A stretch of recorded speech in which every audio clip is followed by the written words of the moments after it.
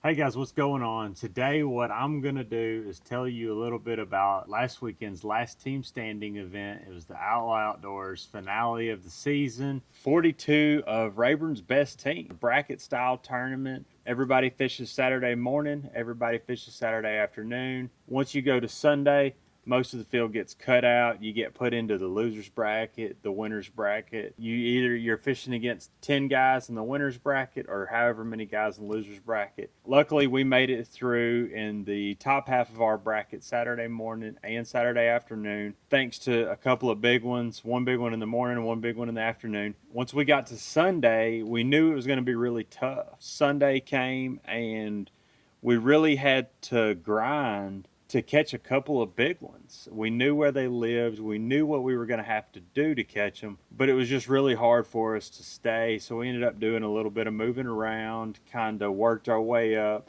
ended up winning the event with 2150. And that's what I'm going to do today is tell you a little bit about what got us there, what we did, what we changed, just kind of a run through of the whole weekend. Let's start it off by talking about Saturday. So Saturday we got to the spot. We sat there for a while in the morning waiting on first light. Once first light came, Lane, my partner, Lane Mercer, he ended up catching our first big one of the day. That first big one of the day came on this bait right here. First big one of the day was caught on a Magnum trick worm from Zoom, red bug color, half-ounce owner shaky head. This is my particular setup here. It's a Pride Rod 7.6 heavy, Corrado 200K 7 gear, 20-pound line. That's just what I prefer to throw mine on. That bait, he was dragging it around on a hard spot, and you're going to see some repetitiveness here with this hard spot. But this is what the first one came on.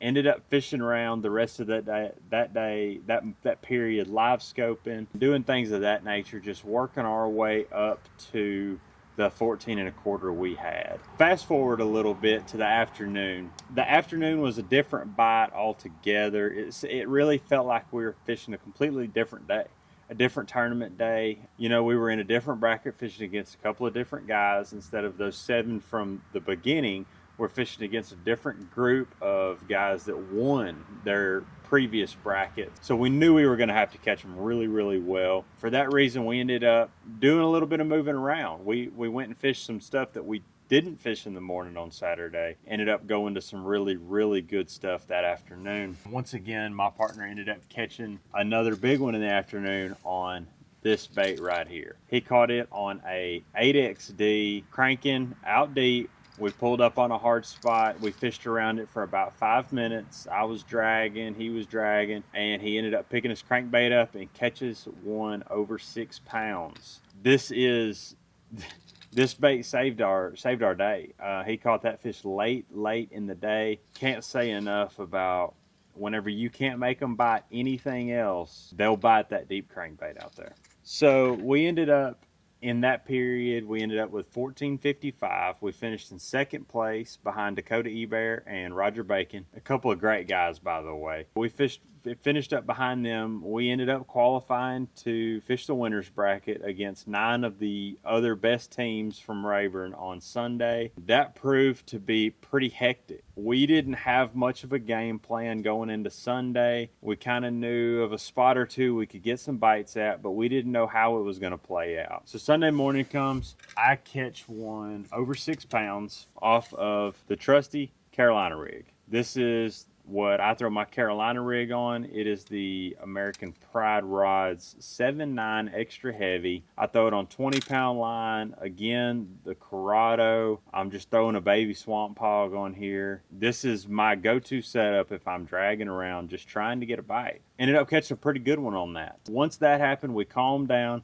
We knew we were going to be able to work our way into a better bag. We knew we were going to be able to go do a little bit of live scoping, fill our limit out, but we didn't know what exactly was going to transpire the rest of the day. Ended up rolling out of our first spot and had 3 for about 10 or 11 pounds. Knew that was not going to cut it for a check, and we were going to have to go catch some. We were going to have to really go get around some big ones. So that's what we did. Is we left there, went, fished a bunch of stuff, didn't really put anything together for the next couple of hours, ended up landing on a spot, probably caught 20, maybe 25 fish using our live scope on our NBT screen. That really put into motion the next few hours of knowing what we needed to go do, and that's what we're going to cover next. The next few hours transpired not exactly how I thought it would. So we pulled up on another one of our really good spots, pulled up there, fished around for a minute. Didn't really catch anything. We were watching the bait move, watching the fish move. They weren't moving around correctly. We knew that the bite would be tough that afternoon. We went and kind of moved around in the same area, ended up finding another group of fish. In that group of fish,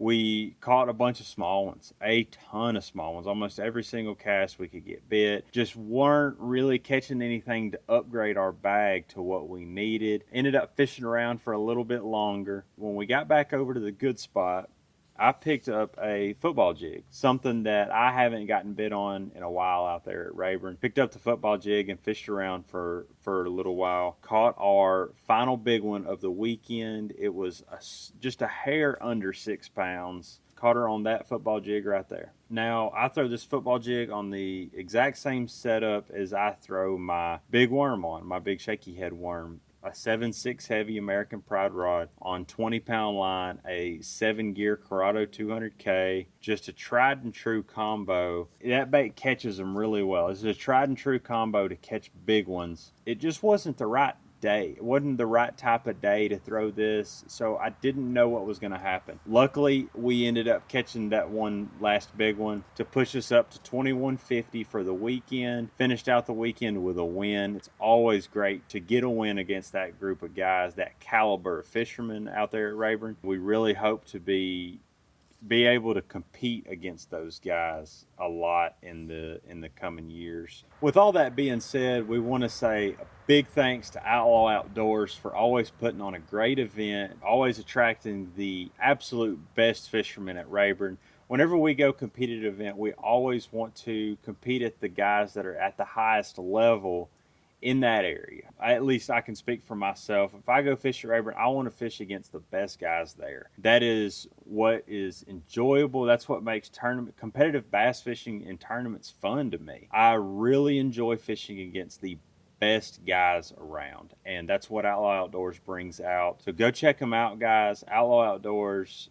They got a website, got a Facebook page they're very active on. If you got any questions about how to get into one of their tournaments, shoot them a message. They'll let you know, or comment below, and I can definitely help you out. So coming up next for me, I am going to be at Rayburn a lot in the next few weeks, getting ready for the Invitational that's in February. We have off limits starting January the 6th. This is getting down to the crunch time to find some fish, find some areas where I think I can go catch some in the Invitational before it goes off limits from January the 6th until in February when practice begins. We got a lot of stuff coming here shortly from NBT. Some more Amped Marine stuff is going to drop tomorrow, so pay attention to Cody Ross Fishing on Facebook, Cody.Ross Fishing on Instagram, Cody.Ross Fishing on TikTok. We're going to be dropping another episode. I believe this is going to be number 4 in our episode of showing off everything in my Skeeter ZXR